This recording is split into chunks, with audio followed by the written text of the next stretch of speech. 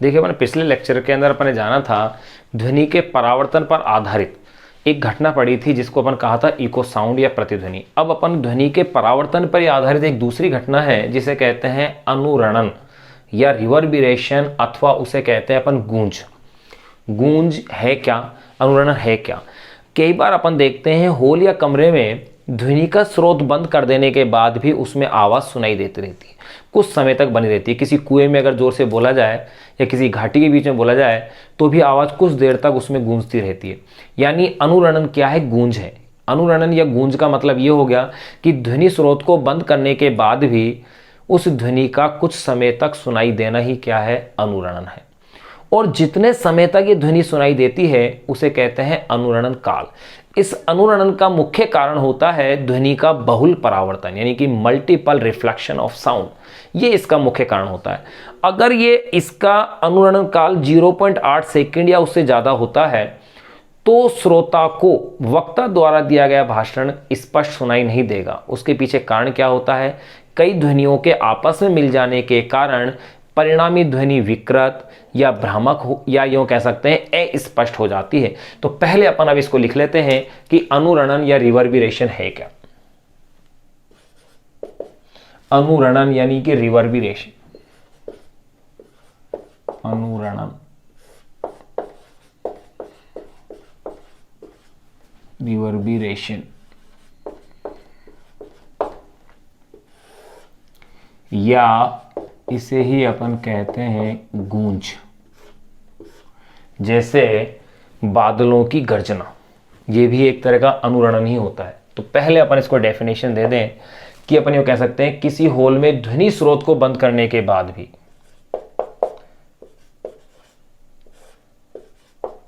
किसी हॉल में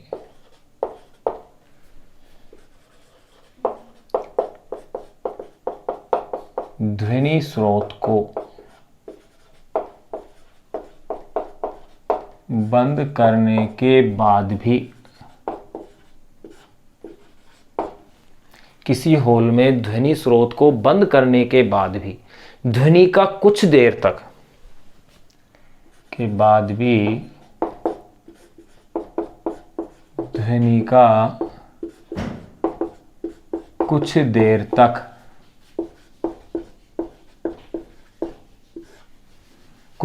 तक सुनाई देना। किसी हॉल में, कमरे में, कुछ भी कह सकते हैं, किसी हॉल में ध्वनि स्रोत को बंद करने के बाद भी ध्वनि का कुछ देर तक सुनाई देना अनुरणन कहलाता है। अनुरणन कहलाता है। ये लो, ये अपन ने एक सिंपल इसकी डेफिनेशन दे दी है कि ये क्या कहलाता है? अनुरणन कहलाता है। जैसे बादलों की गर्जन, या इसका अपन एग्जाम्पल ये लिख सकते हैं। अनुरणन का अगर आप उदाहरण देना चाहें तो बहुत ही सिंपल और बढ़िया उदाहरण होता है बादलों की गर्जन। ये अनुरणन का एक बहुत ही अच्छा उदाहरण है जिसमें कि गर्जन कई देर तक अपन को काफ़ी देर तक सुनाई देती रहती है। अब इस अनुरणन का जो मुख्य कारण होता है वो होता है हॉल या कमरे की दीवारों, उसकी छतों और उसकी फर्श से ध्वनि का बार बार परावर्तन होना। उनके बार बार परावर्तन होने के कारण ही ध्वनि का क्या होता है? अनुरणन होता है। तो अपन कह सकते हैं कि अनुरणन का कारण, अनुरणन का कारण, अनुरणन का कारण हॉल की दीवारों का कारण, हॉल की दीवारों, छत और फर्श के कारण, हॉल की दीवारों, छत और फर्श के कारण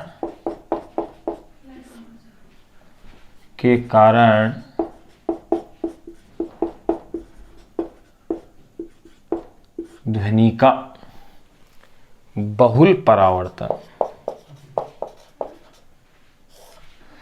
का कारण, हॉल की दीवारों, छत और फर्श के कारण ध्वनि का बहुल परावर्तन यानी कि multiple reflection multiple reflection of sound, ध्वनि का बहुल परावर्तन। अनुरण का कारण होल की दीवारों, छत और फर्श के कारण ध्वनि का बहुल परावर्तन यानी मल्टीपल रिफ्लेक्शन ऑफ साउंड है। अब जितने समय तक अनुरण रहता है, यानी कि ध्वनि स्रोत को बंद करने के बाद जितनी देर तक ध्वनि फिर भी अपन को सुनाई दे रही है, उस समय को कहते हैं अनुरणन काल। तो अपन क्या कह सकते हैं, जितने समय तक हॉल या कमरे में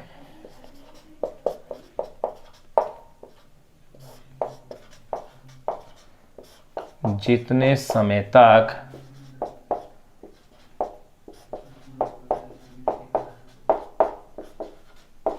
हॉल या कमरे में, जितने समय तक हॉल या कमरे में अनुरणन रहता है,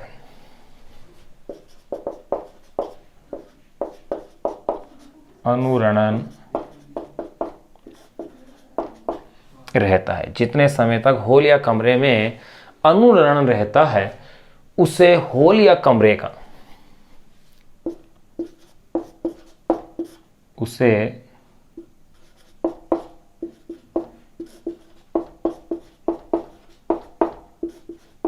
हॉल या कमरे का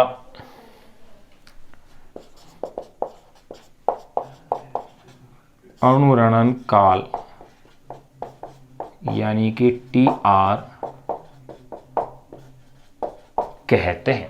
वही अनुरणन काल कहलाता है जिसका फॉर्मूला यह है भाई, जिसे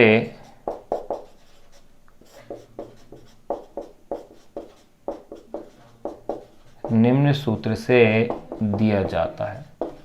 ये फॉर्मूला अपन को डायरेक्ट याद रखना है कि इसका फॉर्मूला क्या है। ये फॉर्मूला ये है TR equal to KV upon में अल्फा S। ये इसका एक फॉर्मूला है, जहाँ पर K नियतांक है। यहाँ पर देखो ध्यान रहे, V जो है, इस V को अपन कहते हैं कमरे का आयतन, जो भी हॉल या कमरा है। V है यहाँ पर कमरे का आयतन। फिर अब बात करते हैं अपन इसमें S की। S है ध्वनि के लिए खुले पृष्ठ का क्षेत्रफल।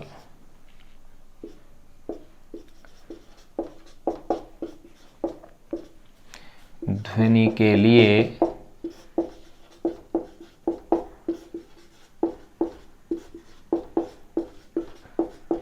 खुले पृष्ठ का क्षेत्रफल है। और जो अल्फा है वो भी एक नियतांक है, जिसे कहेंगे पृष्ठ का अवशोषण गुणांक।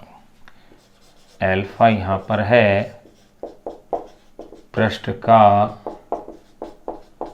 अवशोषण गुणांक। एक जब इन नियतांकों का मान रख के इसे अपन सोल्व कर लेते हैं तो यही फॉर्मूला इस रूप में भी बन जाता है 1.66 V अपॉन में S। इस रूप में भी इसी फॉर्मूले को लिखा जाता है। तो देखिए अपन ने क्या जाना, अनुरणन रिवर्बरेशन या गूंज है क्या। मैंने इसमें आपको सिंपल बताया, किसी हॉल में ध्वनि स्रोत को बंद करने के बाद भी ध्वनि का कुछ देर तक सुनाई देना क्या कहलाता है, अनुरणन कहलाता है। जैसे बादलों की गर्जन, ये भी अनुरणन का एक बहुत अच्छा एग्जाम्पल है। अनुरणन का कारण हॉल की दीवारों, छत और फर्श के कारण ध्वनि का क्या है, बहुल परावर्तन यानी मल्टीपल रिफ्लेक्शन ऑफ साउंड होता है। जितने समय तक हॉल या कमरे में अनुरणन रहता है उसे हॉल या कमरे का अनुरणन काल कहते हैं, यानी कि TR कहते हैं, जिसे निम्न सूत्र से दिया जाता है। फॉर्मूला यह है KV अपॉन में अल्फा S या 1.66 V अपॉन में S। V यहाँ पर कमरे का आयतन, S ध्वनि के लिए खुले पृष्ठ का क्षेत्रफल है और अल्फा है पृष्ठ का अवशोषण गुणांक कहलाता है। अब देखिए, अगर अनुरणन लंबा होता है यानी लंबे समय तक अगर अनुरणन चलता है तो ध्वनि कैसी हो जाती है, अस्पष्ट हो जाती है। क्यों? क्योंकि कई ध्वनियों के आपस में मिक्स हो जाने के कारण परिणामी ध्वनि अस्पष्ट, विकृत और भ्रामक हो जाती है। तो अपन यूं कह सकते हैं, यदि अनुरणन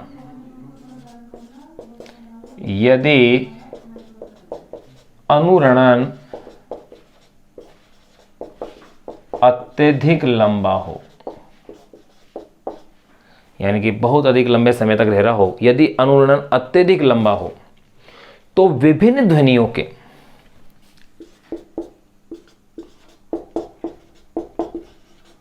तो विभिन्न ध्वनियों के परस्पर, यदि अनुरणन अत्यधिक लंबा हो तो विभिन्न ध्वनियों के परस्पर मिल जाने के कारण,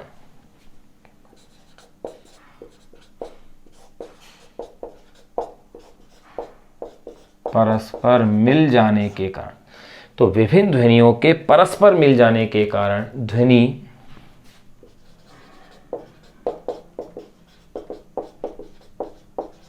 अस्पष्ट, विकृत एवं भ्रामक हो जाती है। अस्पष्ट, विकृत एवं कैसे हो जाती है? भ्रामक हो जाती है।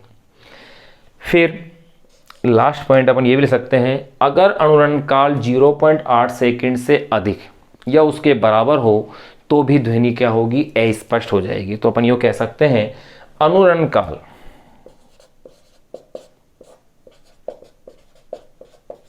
यदि अनुरणन काल 0.8 सेकंड या इससे अधिक हो,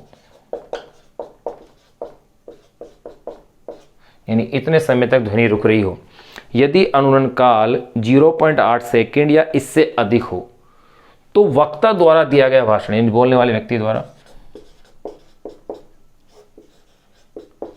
तो वक्ता द्वारा दिया गया भाषण जो भी वो बोल रहा है श्रोता को स्पष्ट सुनाई नहीं देगा।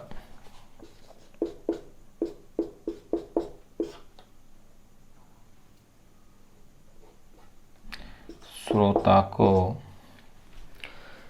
स्पष्ट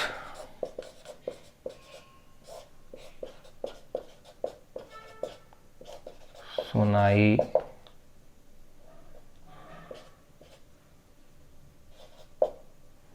नहीं देगा। ये यहां अपने पास अनुरण कंप्लीट हो गया। नेक्स्ट लेक्चर में अपन जानेंगे अनुरण कम करने के उपाय क्या है। एक बार आप इसका स्क्रीनशॉट ले लें, एग्जिट एक बार इसको ऐसे कैसे नोट कर लें।